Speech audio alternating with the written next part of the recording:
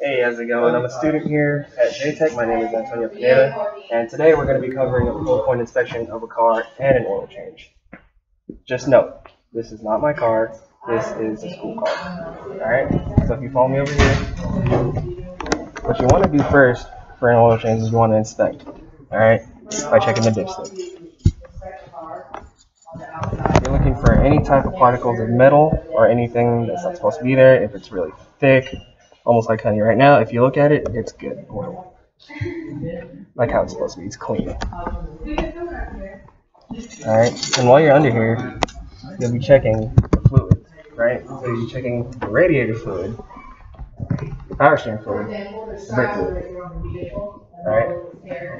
And from there, while you're doing that, you might as well, actually, you always want to check your air filter. What you do for this is you have 4 screws on each side. And what you want to do is you want to unbolt the screws and check the filter. The way you're going to check the filter is you hold it up to a light, and if you can see through it, it's good. If it's a little dirty, you'll see the dirt particles and everything through the light. So if it's good, you can reuse it. If it's bad, throw it away, get a new one, reinstall it. Make sure when you reinstall it, it's properly seated, because if it's not properly seated, it will have an air leak. So always make sure that the air filter is properly seated before you reassemble the housing. Okay? Alright, let's go over here. So what I did was, when you lift the car up, you want to make sure that those arms are in a way, right? Now, alright? Make sure it's safe and sturdy. And by doing that, you go back here, you can further shake, and make sure it's stable. What you don't want is that to shake vigorously, because you're going to be working under that car. And I want to be safe, as does anybody. Alright?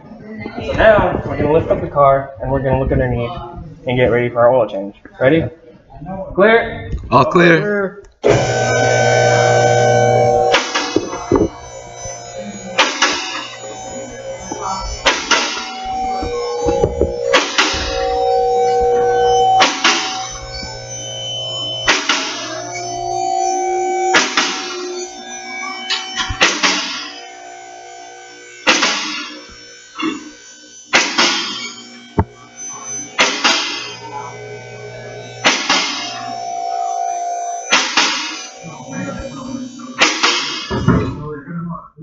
You always want to have this sitting on box.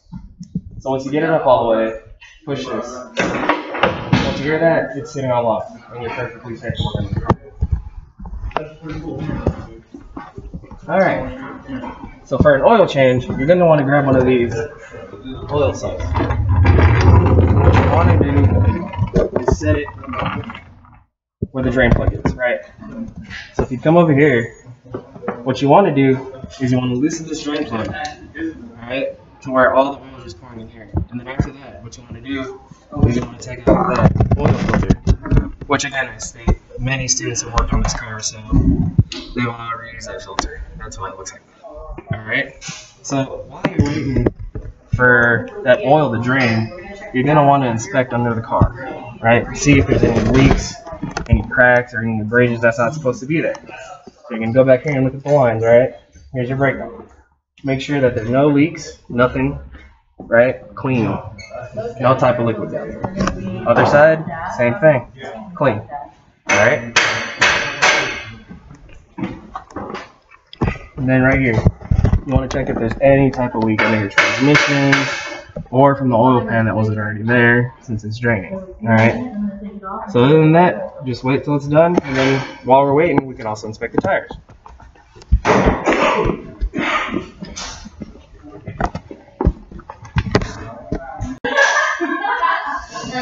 Alright, so this is the tire depth gauge, and this is what we use to normally measure the depth of the tire. So you want to start from the outer. Alright, what glasses, man? You heard it right. No. Oh. Alright, so this is the tire depth gauge. We use this to measure the depth of the tire. So I'm going to start from the outer depth, alright? So what you do is you take the centerpiece and push that all the way. And then you're going to read it for 30 seconds. So right now, it is at 8 on the outside. And we're going to do middle. And the middle's at a 9.